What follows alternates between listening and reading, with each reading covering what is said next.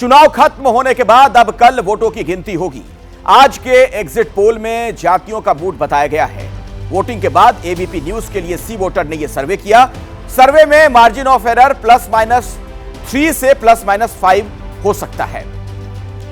तो 5 बजने वाले हैं और वक्त हो गया है चुनाव के सबसे भरोसेमंद शो कौन बनेगा प्रधानमंत्री का। आज के मेगा पॉलिटिकल शो में हम दिखाएंगे एक खास एग्जिट पोल, देश की जातियों का एग्जिट पोल। देश भर में 7 फेज में चुनाव हो चुके हैं। अब कल नतीजे आने वाले हैं। एबीपी न्यूज सी वोटर समेत तमाम एग्जिट पोल नरेंद्र मोदी के हैट्रिक और विपक्षी गठबंधन खासकर कांग्रेस के सिमटने की भविष्यवाणी कर रहे हैं। ऐसे में एनडीए की जीत में जातीय फैक्टर भी बेहद अहम है और इसीलिए एबीपी न्यूज और सी वोटर ने लोकसभा चुनाव का जातीय एग्जिट पोल किया है। हमने ये जाना किस जाति ने किस पार्टी पर भरोसा जताया है। आपको बताएंगे जाति का परंपरागत पैटर्न टूटा या बरकरार रहा, किस पार्टी का झुकाव किस तरफ रहा, आदिवासी, शहरी या ग्रामीण, अगड़ा हो या पिछड़ा। हमारे पास है हर वोटर का हिसाब। तो आइए देखते हैं एग्जिट पोल के मुताबिक कौन सा समुदाय किसके साथ है। Well, we are very hopeful that our results are completely the opposite of what the exit poll is saying. जबरदस्त हार होने वाली है इस इंडिया गठबंधन की। ये बिखरने वाला है 4 तारीख के बाद। वो माहौल बना रहे हैं, विपक्ष के लोगों को डराना चाहते हैं। भारतीय जनता पार्टी की सरकार बनाने जा रही है, परिवर्तन हो चुकी है। दावे से कह रहा हूँ, पहले राउंड के बाद दूसरे, तीसरे, चौथे, 5वें, 6वें, 7वें तक ये आंधी चली। भारत ने भारत को जिताया है, अपने नेता पर भरोसा दिखाया जिनका नाम नरेंद्र मोदी है। 400 तक सीटें जीतेंगे ऐसा हमें पूरा विश्वास है। अधिकतम सीटें इंडिया को आएगी। जहां में परिवर्तन और बेहतर होता है और हम लोगों को उम्मीद है कि और बेहतर हमारा रिजल्ट आएगा। और देखिए, तमाम आदर्श की बातें आप कह लीजिए, लेकिन भारतीय राजनीति की एक बहुत बड़ी सच्चाई जाति है। तो जातियों का सबसे ताजा जो सर्वे हमने किया है, जानते हैं शिरीन से, डेटा सेंटर से हमारे साथ शिरीन मौजूद हैं कि आखिर इसमें क्या प्रमुख बातें नजर आ रही हैं। शिरीन। बिल्कुल अखिलेश, ये जातियों का सर्वे है, यानी कि जातियां किसके साथ जाती हुई दिखाई दे रही हैं और ये आंकड़े बताएंगे, काफी कुछ साफ तस्वीर कर देंगे। तो जल्दी से हम अपने दर्शकों को इस एग्जिट पोल में, इस सर्वे में क्या निकलकर सामने आया, जब पूछा गया लोगों से तो क्या कुछ बड़ी बातें निकल कर आई हैं सामने, बताएंगे। लेकिन सबसे पहले सबसे बड़ा सूबा यानी कि उत्तर प्रदेश। और देखिए आंकड़े सामने, उत्तर प्रदेश का ये एग्जिट पोल, महिलाओं का वोट किसे, सबसे पहले महिलाओं के वोट की बात कर लेते हैं। एनडीए 42% महिलाएं एनडीए को के साथ जाती हुई दिखाई दे रही हैं। इंडिया गठबंधन के साथ 35% महिलाओं का वोट जो है वो जाता दिख रहा है। बीएसपी को 16% वोट जो है वो महिलाओं का मिल सकता है और 7% अन्य के खाते में महिलाओं का वोट जा सकता है। तो ये तो महिलाओं की बात हो गई। अब जरा आगे बढ़ते हुए ओबीसी का वोट किसे, तो आंकड़े आपके सामने हैं। 45% ओबीसी वोट पर एनडीए कब्जा कर सकता है। इंडिया गठबंधन के खाते में 41% ओबीसी वोट जा सकता है। बीएसपी की स्थिति है 10% ओबीसी वोट बीएसपी को भी मिल सकता है और 4% अन्य के खाते में ओबीसी वोट जा सकता है। अब आगे बढ़ते हुए एससी वोट किसे जा सकता है, तो ये देखिए 36% एनडीए को मिल सकता है। इंडिया गठबंधन के खाते में 25% एससी वोट जाता दिख रहा है। 35% पर बीएसपी कब्जा कर सकता है और 4% पर अन्य के खाते में 4% एससी वोट जा सकता है। अब एसटी वोट किसके खाते में जा रहा है, जरा देखिए किस तरीके से ये नतीजे बता रहे हैं। ये एग्जिट पोल के आंकड़े 36% एनडीए गठबंधन को, इंडिया गठबंधन को 38%, 20% बीएसपी को जा सकता है। एसटी वोट के आंकड़े हैं ये और अन्य के खाते में भी 6% एसटी वोट जाता दिख रहा है। और अब आगे बढ़ते हुए सवर्णों का वोट किस पार्टी को जाता दिख रहा है, किस गठबंधन के साथ, देखिए 67% सबसे ज्यादा एनडीए गठबंधन को जा सकता है सवर्ण का वोट। इंडिया गठबंधन को 22% सवर्ण वोट मिल सकता है, ये सर्वे बताता है। 8% पर बीएसपी भी कब्जा कर सकती है सर्वे के मुताबिक और 3% अन्य के खाते में जा सकता है। अब एम फैक्टर मुस्लिम वोट की बात कर लेते हैं कि मुस्लिम वोट किसे मिलता दिख रहा है। तो ये देखिए 5% एनडीए को मिलता दिख रहा है। 75% सबसे ज्यादा इंडिया गठबंधन के खाते में मुस्लिम वोट जा सकता है, सर्वे ये कह रहा है। 12% पर भी एसपी अपना कब्जा कर सकता है और 8% अन्य के खाते में जा सकता है। तो ये अलग अलग फैक्टर और कौन किसके साथ जा रहा है ये आंकड़े बता रहे हैं। तो ये जो आंकड़े बता रहे हैं क्या इशारा कर रहे हैं, इसी पर हम बातचीत करेंगे। मेहमान मेरे साथ जो जुड़ गए हैं उनसे मैं आपका परिचय भी करवा दूं।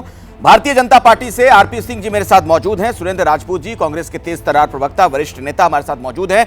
दीपक रंजन जी हैं समाजवादी पार्टी से। और स्टूडियो में दो राजनीतिक विश्लेषक मेरे साथ मौजूद हैं। प्रोफेसर बद्री नारायण को आप देख सकते हैं और राकेश उपाध्याय जी भी हमारे साथ यहां पर मौजूद हैं। मैं राजनीतिक मेहमानों का रुख करूंगा, लेकिन उससे पहले बद्री नारायण जी, आपका अपना क्या आकलन है? ये जातियों का जो गणित है, जिस तरफ झुकाव दिख रहा है अलग अलग जातियों का, वो क्या इशारा करता है? क्या देख पा रहे हैं आप इसमें? देखिए, जो मुझे अभी तक जो आपने दिखाया, आंकड़े जो दिखाए, मुझे लगता है ये सही के करीब है, सच के करीब है। क्योंकि जो फील्ड में भी हम लोग देख रहे थे वो इसी तरह के झुकाव दिखाई पड़ रहे थे। जैसे दलित एससी वोटों का है, तो एससी वोटों में साफ लग रहा था कि बीजेपी और बीएसपी बड़ी संख्या में एससी वोट जा रहे हैं। इसलिए जा रहे हैं क्योंकि एससी वोट में बीजेपी का जो कनेक्ट था वो था लाभार्थी योजना, जो राशन है, जो पेंशन है, जो, और उनका जो कनेक्ट था बीएसपी का पार्टी को बचाना है, क्योंकि इस बार पार्टी खत्म हो जाएगी अगर नहीं बचाएंगे तो वो दोनों का। लेकिन एक चीज़ जो देखने में आया है वो कि जो ओबीसी वोटों में या इनमें भी जो एक डिवीज़न है, हर जगह डिवीज़न है, यानी किसी का इतना ज़्यादा वोट नहीं मिला है अकेला कि वो ये कह सके कि खास करके ओबीसी और उसमें कि हमारा इसमें बढ़त है। हाँ, एनडीए को जो ओबीसी वोटों का बढ़त दिखाई पड़ रहा है वो इस बात का भी सूचक है कि समाजवादी पार्टी ने in spite of all social diversification जो उन्होंने किया, गैर जादुओं को टिकट बांटा, तब भी एनडीए को लीड है इसमें और एनडीए पर ओबीसी वोटों का विश्वास है। राकेश जी, आपको क्या लगता है, आपका क्या असेसमेंट है इस पर?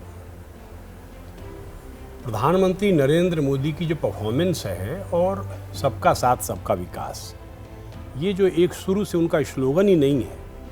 बाकी पॉलिटिकल पार्टीज़ में स्लोगनियरिंग ज़्यादा दिखती है, यहाँ एक सोशल चेंज को लेकर और सोशल अपलिफ्टमेंट को लेकर के जो प्रधानमंत्री की इंजीनियरिंग है उसका कमाल है कि एनडीए ने एक ज़बरदस्त एग्जिट पोल में जो रुझान दिखाए हैं, मैं समझता हूँ तस्वीर तो कल सारे मतगणना के आंकड़ों के सामने आने के बाद स्पष्ट होगी।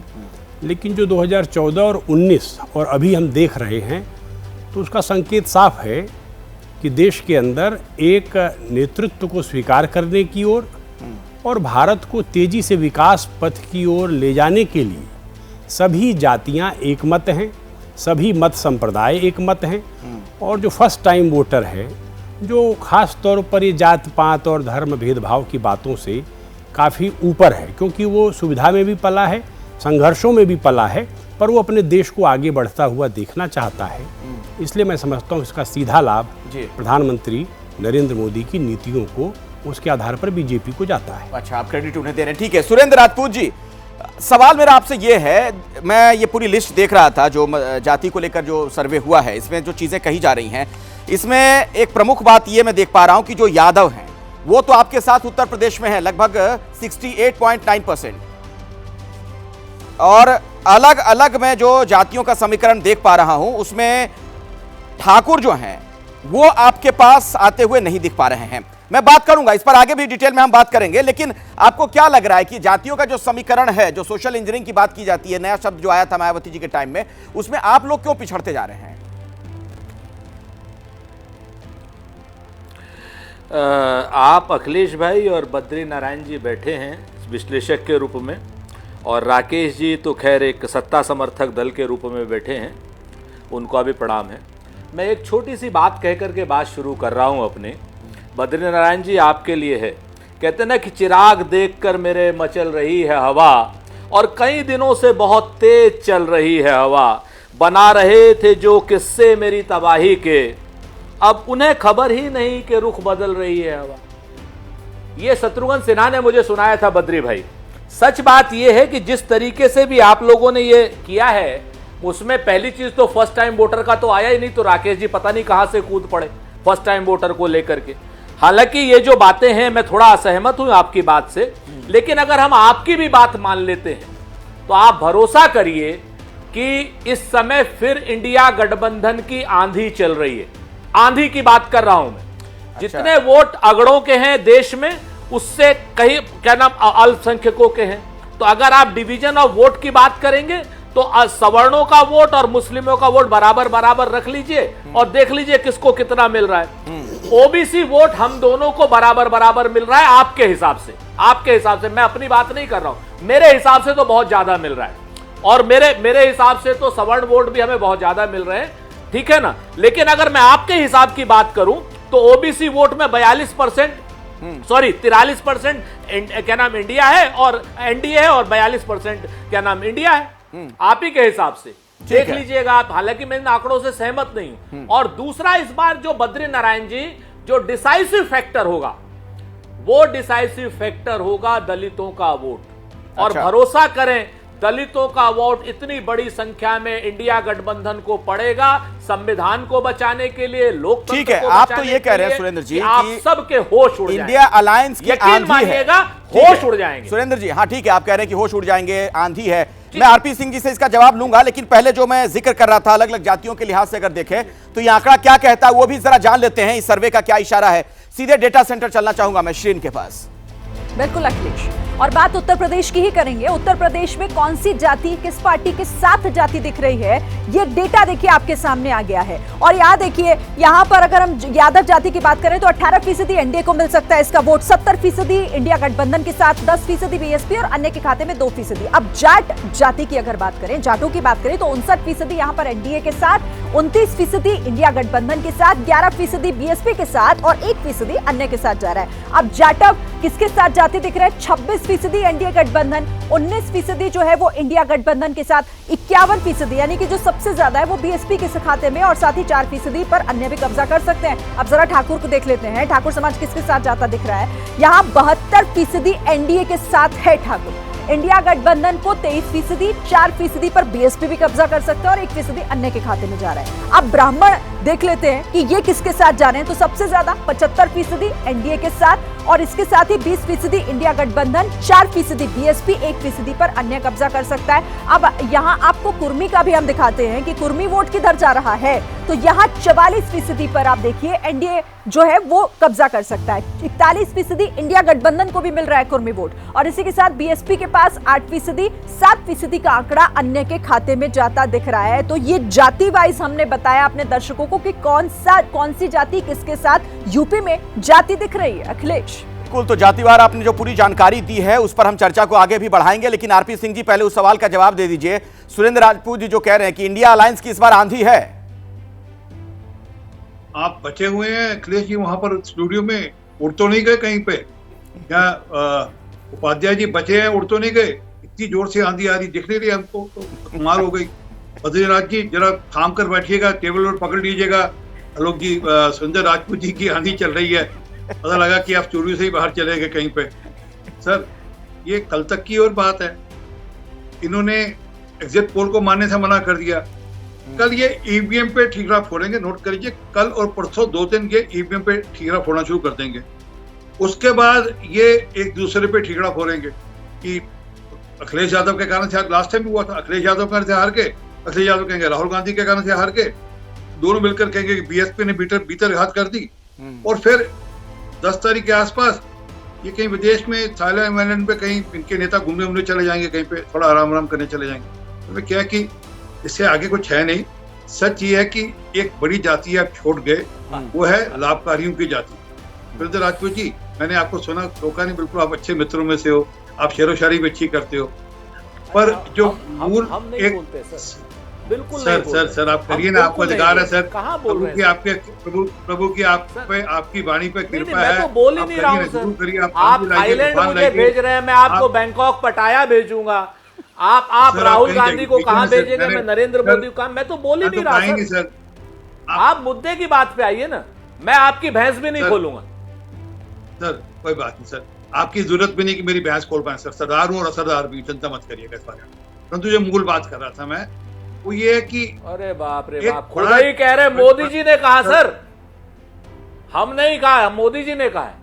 अरे भैया, आपने मेरी भैंस की बात करी तो मैंने अपनी भैंस को उत्तर दे दिया। बाकी तो आपका बस चले तो आप लोगों की मुद्दे पे आते हैं सर, भैंस को छोड़ देते हैं। मुद्दे पे आते हैं, कहेंगे तब भी नहीं दोगे।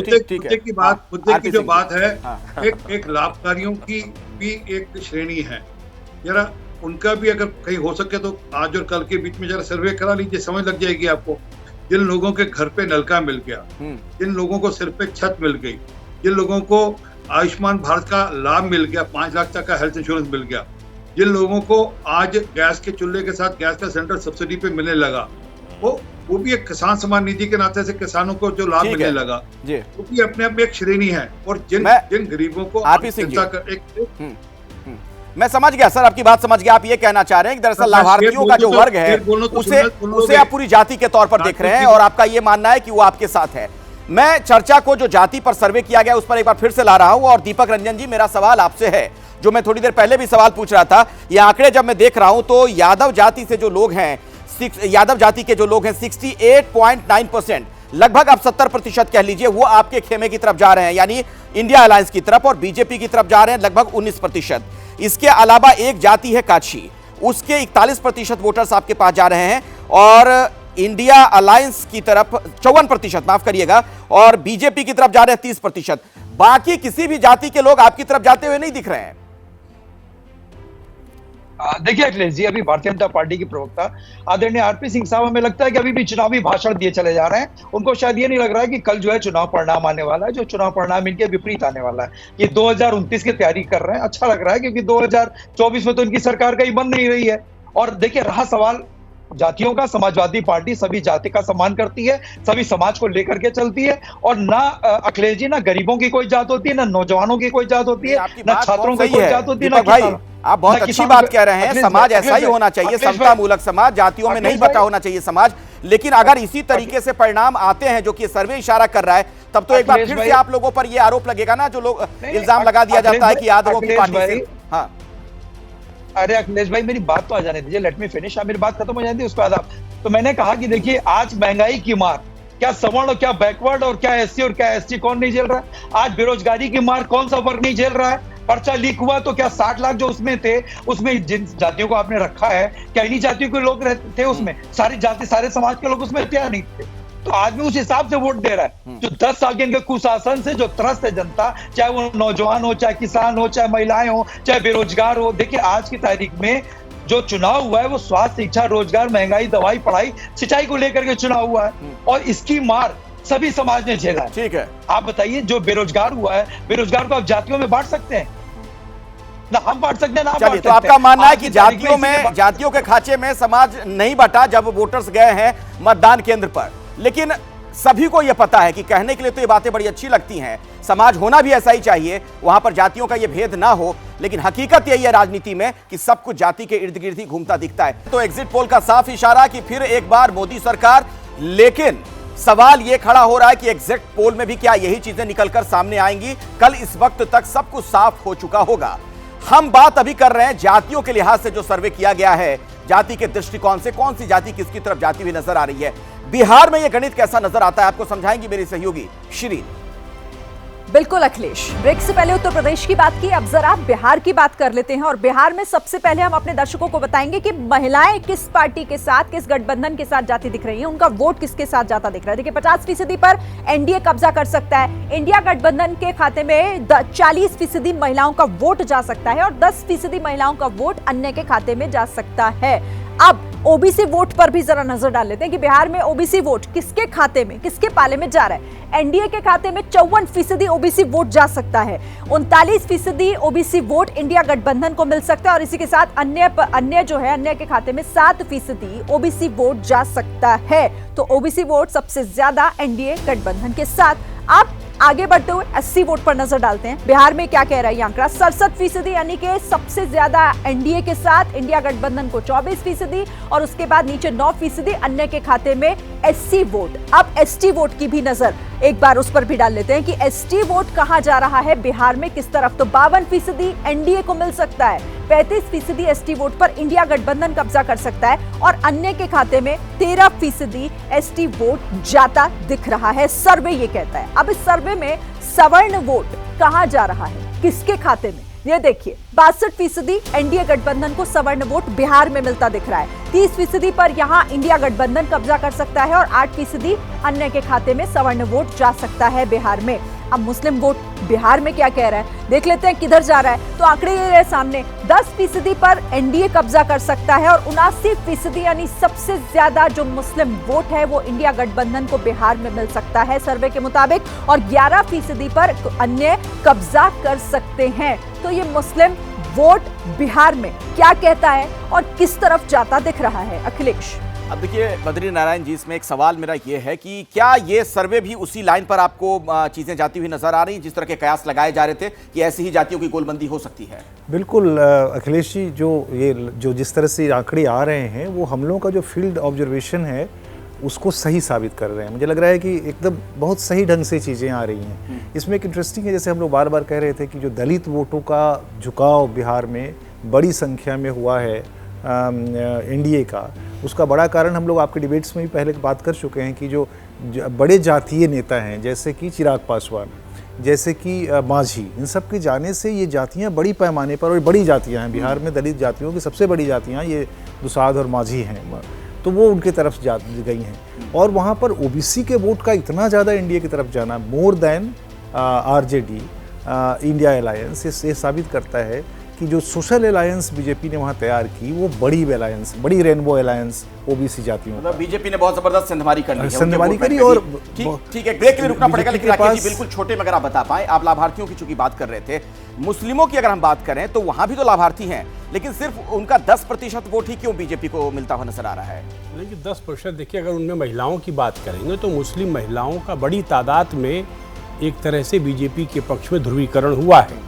अब कितने प्रतिशत हुआ है वो अलग अलग जिलों में अलग अलग उसका हिसाब है, लेकिन मुझे जो सूचना है, जानकारी और सर्वे रिपोर्ट्स पे जो लोग लगे थे उन्होंने ही बताया है कि मुस्लिम महिलाएं 3 तलाक जैसे फैसलों से और विशेष रूप से जो राशन योजना है, शौचालय योजना है, घर की योजना है, प्रधानमंत्री ने या वर्तमान सरकार ने कोई भेदभाव नहीं किया है। और जैसा सुरेंद्र राजपूत जी कह रहे थे, मैं उनका उत्तर दे दूं, उन्होंने मुझे सत्ता समर्थक कह दिया। अरे सुरेंद्र जी, मैं सत्य समर्थक हूं, और सत्य जिसके साथ रहेगा उसके साथ राकेश उपाध्याय रहते हैं, इसको आगे ध्यान रखिएगा। और फिलहाल सत्य आपके साथ नहीं है। तो हम बात एग्जिट पोल पर भी कर रहे हैं, और कल तो खैर एग्जिट पोल आ ही जाएंगे और उसका इंतजार हर किसी को है, लेकिन जातियों के खांचे में अब अगर आप देखेंगे अलग अलग वोटर्स को, तो कौन कहां जाता हुआ नजर आ रहा है, इस पर भी मैं चर्चा कर रहा हूं। बिहार की बात अब डिटेल में कर लेते हैं। बिहार में किस जाति के लोगों ने किस पार्टी पर भरोसा जताया है, शिरीन आपको बताएंगी कि सर्वे का क्या संकेत है।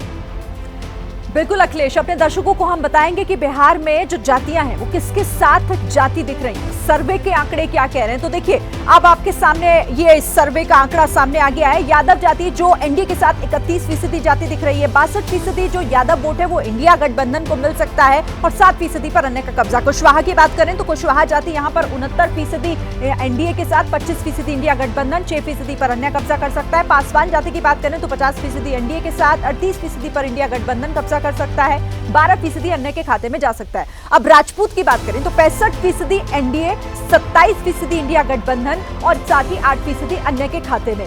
भूमिहार 55% जो है वो एनडीए के साथ जा सकते हैं, 37% इंडिया गठबंधन के साथ और 8% अन्य के साथ। अब ब्राह्मण की बात करें तो 64% एनडीए के साथ, 31% जो है वो इंडिया गठबंधन के साथ और 5% पर अन्य भी कब्जा कर सकते हैं। तो बिहार में जो जातियों का एग्जिट पोल है, सर्वे के आंकड़े ये रहे हमारे सामने। अखिलेश, सीधे सुरेंद्र राजपूत जी आप ही के पास में आना चाहूंगा इस सवाल के साथ कि बिहार में तो आप लोग कह रहे थे कि बहुत मजबूती के साथ चुनाव लड़ रहे हैं, सोशल इंजीनियरिंग के लिहाज से भी आप लोग कह रहे थे कि हम बहुत मजबूत हैं, लेकिन वो चीजें कम से कम इस सर्वे में तो नजर नहीं आ रही हैं।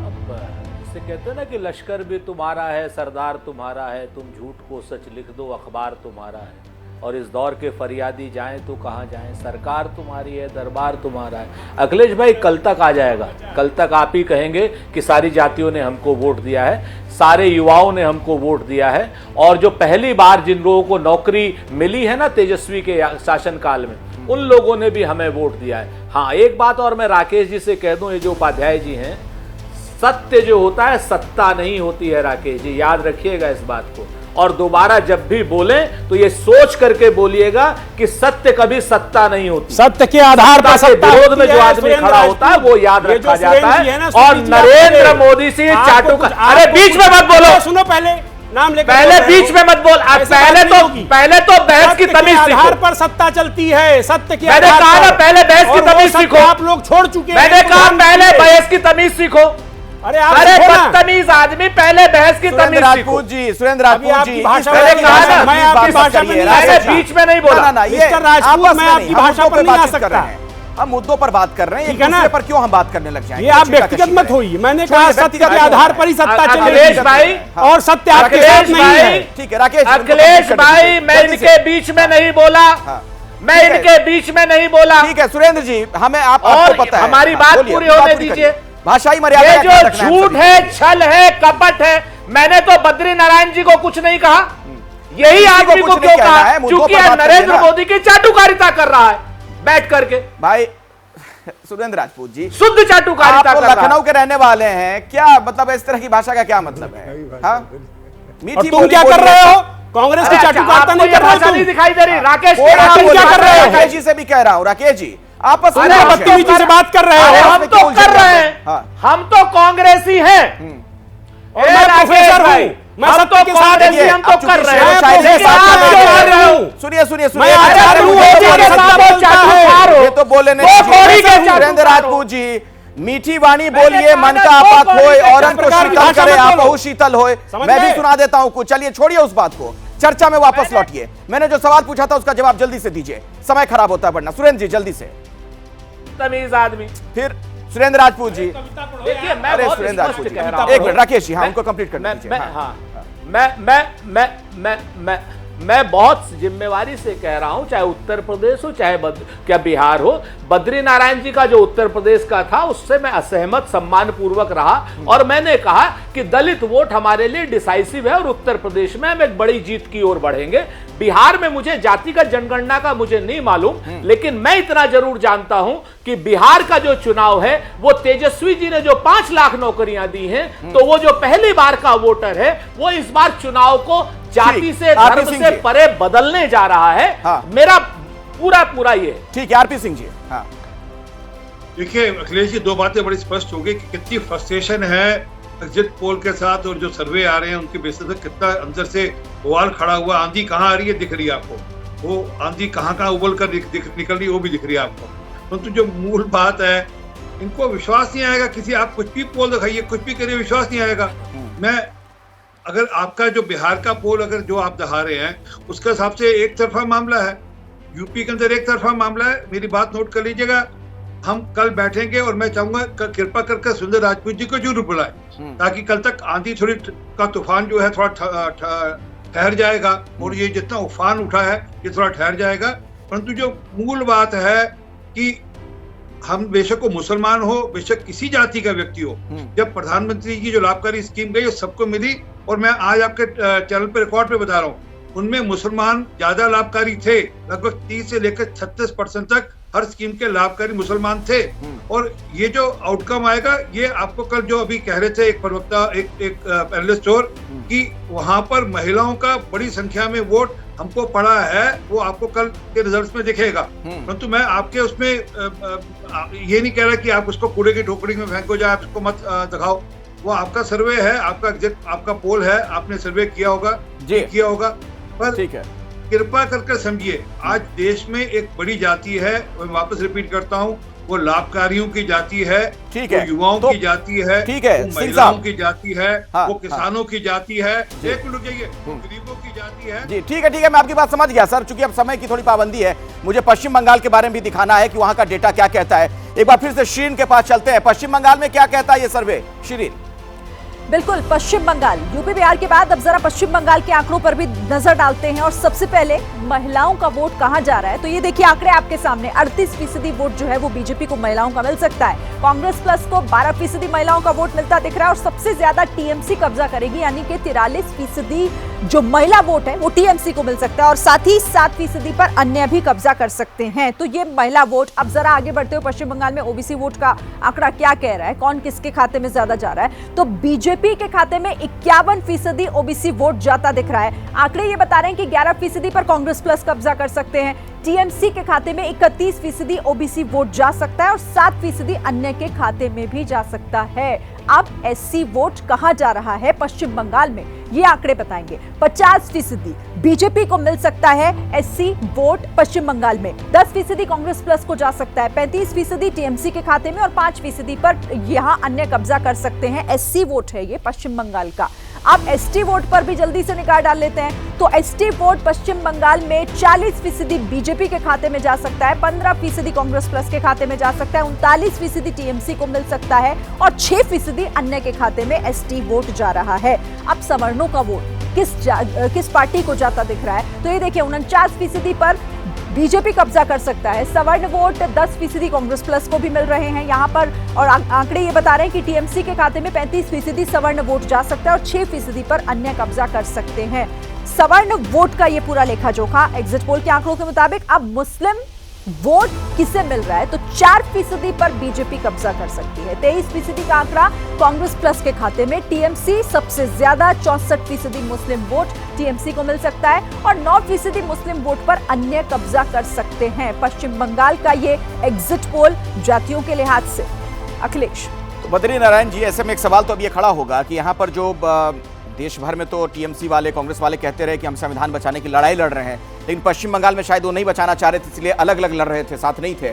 तो क्या उसका नुकसान होता हुआ नजर आ रहा साफ तौर पर वहां पर इंडिया अलायंस को? बिल्कुल, इंडिया अलायंस तो है ही नहीं, सॉरी, टीएमसी को बिल्कुल, क्योंकि वहां पे टीएमसी ही है और फ्रेगमेंटेशन है उनमें, तो वो दिखाई पड़ रहा है। और दूसरी बात यह है कि ये जो संविधान बचाने वाली जो बात है वो कहीं भी लोकप्रिय नहीं हो पाई ग्रास रूट पर, इसलिए उसका कोई बहुत असर आपको आगे के रिजल्ट में नहीं दिखाई पड़ेगा। लेकिन इसमें इंटरेस्टिंग बात यह है कि बीजेपी ने बंगाल में दलित जातियों को जोड़ने के लिए बहुत काम किया। मातुआज को उनके उस पर प्रधानमंत्री खुद गए और बहुत तरह से सिंबॉलिक और सब्सटेंशियल दोनों पॉलिटिक्स की। और दूसरी बात यह है कि मुस्लिम्स का पोलराइजेशन जरूर टीएमसी की तरफ था और उसका काउंटर पोलराइजेशन भी आप देख रहे हैं।